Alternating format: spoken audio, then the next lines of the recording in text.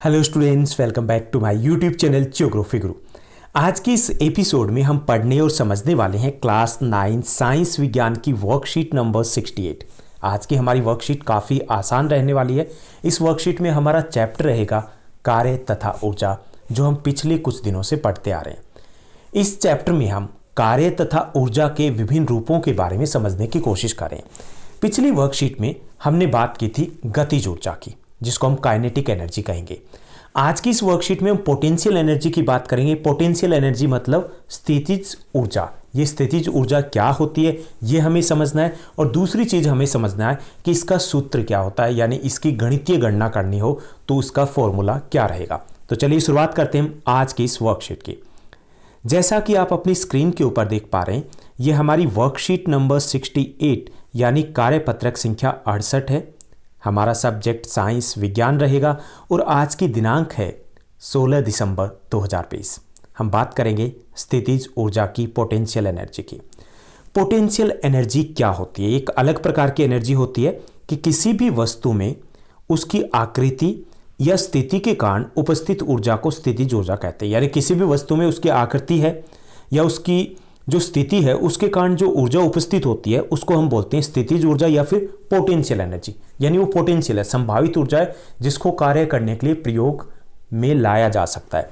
जैसे यहाँ पे चित्र दिए गए, तो जब हमने किसी धनुष की डोरी को खींचा, ओके, तो यहाँ पर उसमें स्थितिज ऊर्जा है, ओके। और जब हमने उसको छोड़ दिया तो ये किस में बदल जाएगी? गतिज ऊर्जा में बदल जाएगी। यानी कि हमने जब धनुष की डोरी को खींचा तो हमारी शरीर की जो पेशीय ऊर्जा थी वो धनुष की डोरी में स्थितिज ऊर्जा के रूप में, पोटेंशियल एनर्जी के रूप में चली गई। और जब हमने तीर छोड़ दिया तो किस में बदल गई? गतिज ऊर्जा में।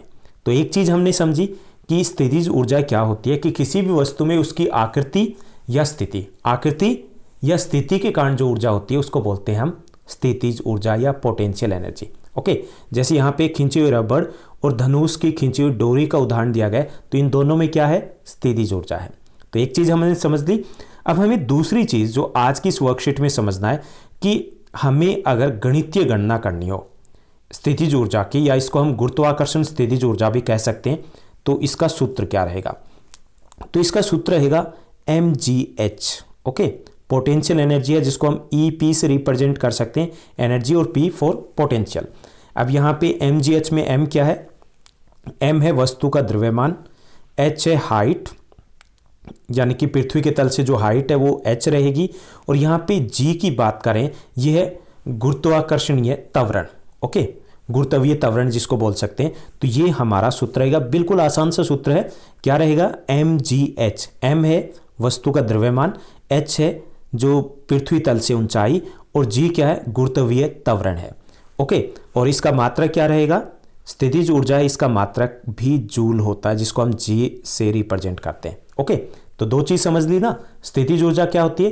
किसी भी वस्तु की स्थिति या आकृति के कारण जो ऊर्जा उपस्थित होती है उस वस्तु में, वो स्थितिज ऊर्जा होती है।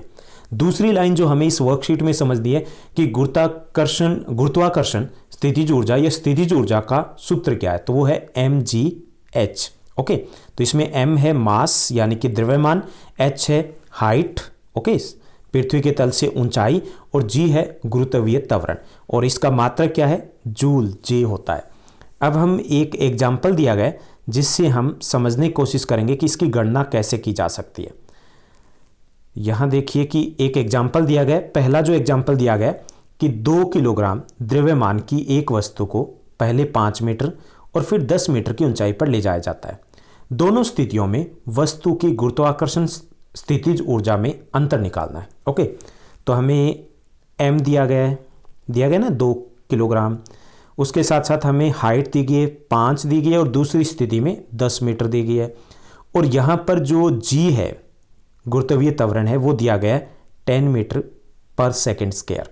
तो हमारा सूत्र क्या है? mgh है, ओके, mgh है ना। तो इसमें m हमें दिया गया कितना है? 2 हमने रख दिया, क्लियर।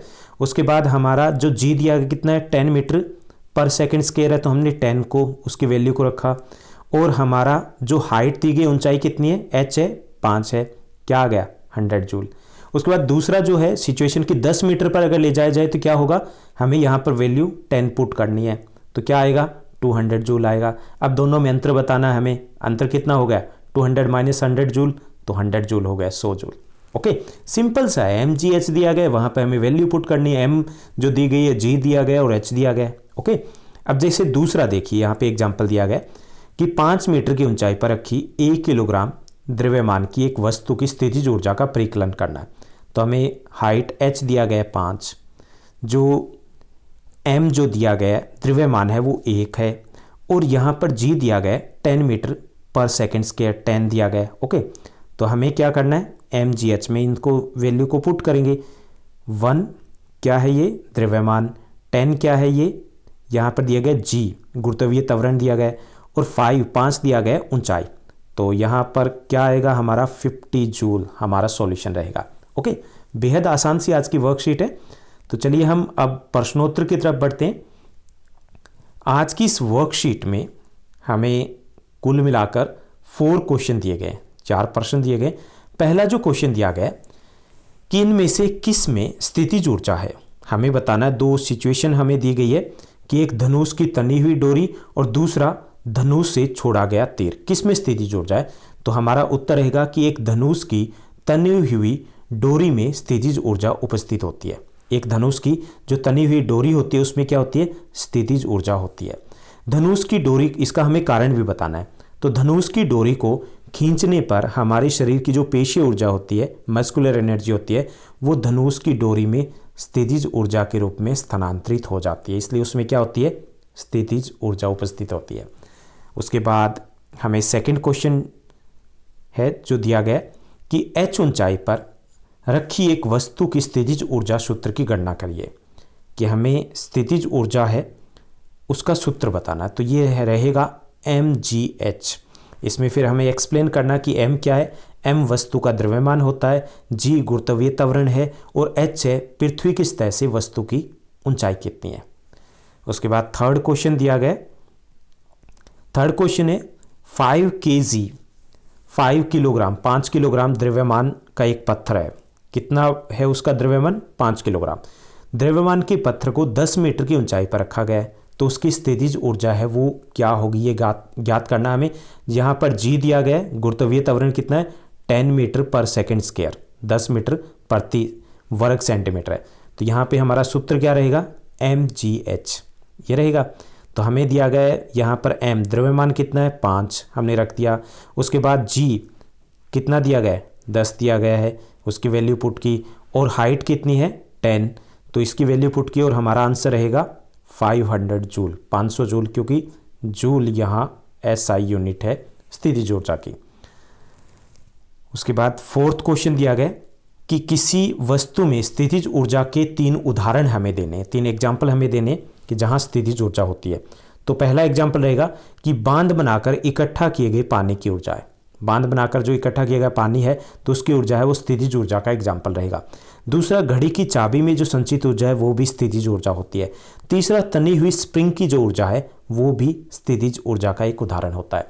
तो ये थी हमारी आज की वर्कशीट, जिसमें हमने समझा कि ये स्थितिज ऊर्जा होती क्या है, इसकी गणना कैसे की जाती है। उम्मीद करता हूँ आपके सभी डाउट्स क्लियर हो गए होंगे। अगर आपको ये वीडियो अच्छी लगी है, समझ में आई है, तो इसको लाइक और शेयर करना मत भूलिएगा।